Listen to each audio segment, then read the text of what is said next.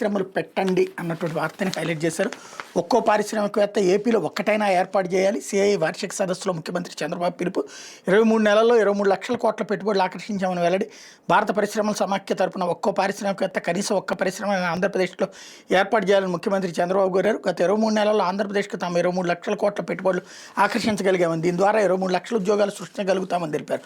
పెట్టుబడుల ఆకర్షణలో ఇప్పుడు 2వ స్థానంలో ఉన్నామని, తొలి స్థానంలో నిలవాలంటే తన లక్ష్యమని వెల్లడించారు. ఈ విషయంలో దేశంలో అందరికంటే ముందుండేలా ఆంధ్రప్రదేశ్ను ప్రమోట్ చేయాలని తమ ప్రధాన ఉద్దేశం అని చెప్పారు.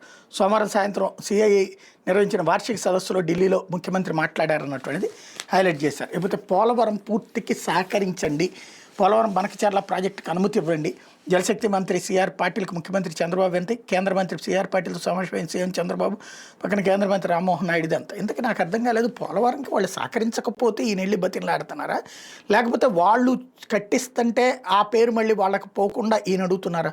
పోలవరం మొత్తం కేంద్ర ప్రభుత్వం 5 పైసలతో సహా ఇంక్లూడింగ్ పరిహారంతో సహా మళ్ళీ ఇంకా సహకరించండి అని అడగడం ఏంటో నాకు అర్థం కాలేదు. సహకరించాల్సింది రాష్ట్ర ప్రభుత్వం కదా. అంటే బీజేపీతో ఉంటేనే బీజేపీ నోట్లో మట్టి కొట్టి ప్రచారం తమ వైపుకి లాక్కుని అదేదో పోలవరం తాము గట్టిస్తున్నట్టు బిల్డప్ చేయడం, కాకపోతే ఇంకేమైనా ఉందా? లేకపోతే భారత్ ఎవరికి లొంగదు,